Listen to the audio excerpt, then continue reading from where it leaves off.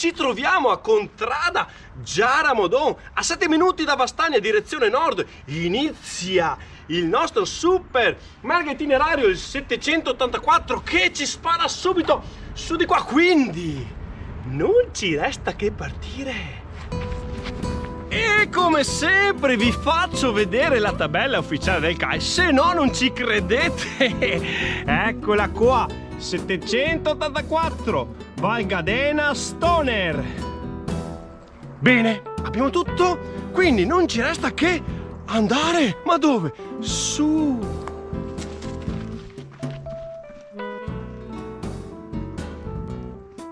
Allora, dopo circa 1 chilometro c'è subito una deviazione importante. Eccola qua, il nostro itinerario Locke Stoner, qua c'è scritto Stoner, vabbè, e va su di qua per questa mulattiera, mentre Locke Monte Spitz, sarebbe da dire Spritz, ma il 785 va giù di qua, quindi seguiamo la mulattiera che è ben definita per ora.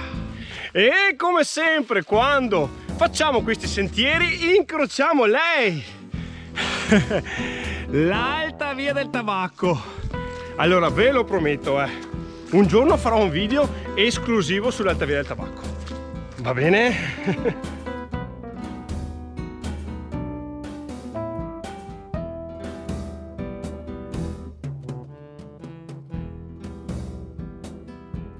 Da subito questo sentiero mi ricorda vagamente un altro sentiero, cioè la Cala del Sasso, 4444 scalini. Eh sì, per forza, è qua vicino, quindi quello è famoso, questo magari è meno conosciuto, quindi segnatelo, segnatelo.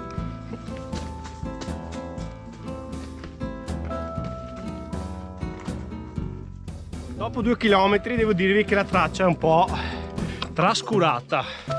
Guardate bene, perché ci sono dei sassoni giganteschi che ti fanno perdere un po' l'itinerario.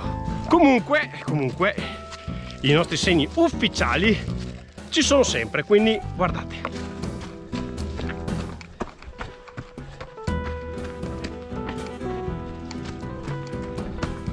Ma Giampi, ma come chiameresti questo itinerario?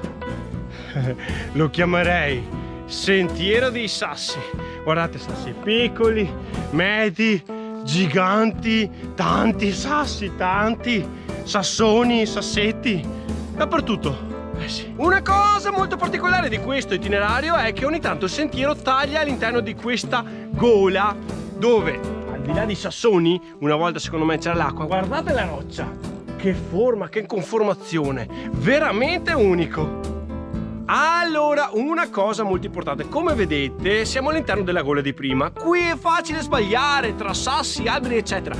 Guardate bene, perché qualcuno ha messo i sassi uno sopra l'altro, che indica la traccia, non potete sbagliare ciò.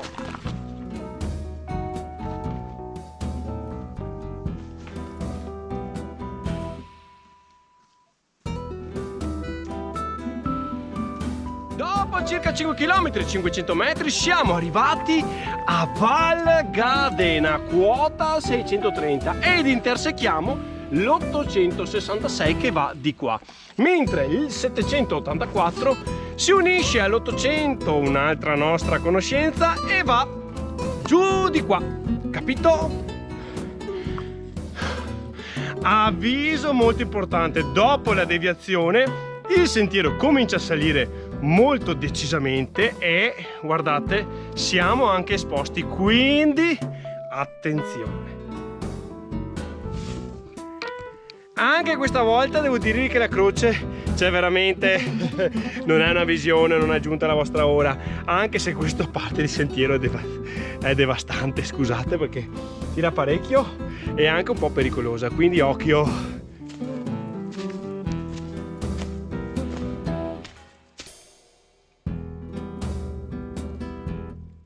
Il momento panorama per oggi.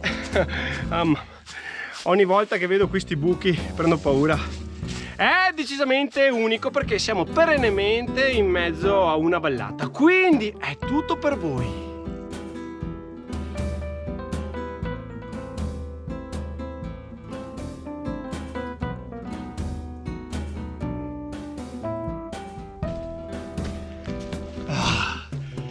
Quest'ultima parte tira come una bestia inferocita, però manca poco. Dai, arriviamo all'arrivo e vi dirò tutto. Se ci arrivo, all'arrivo.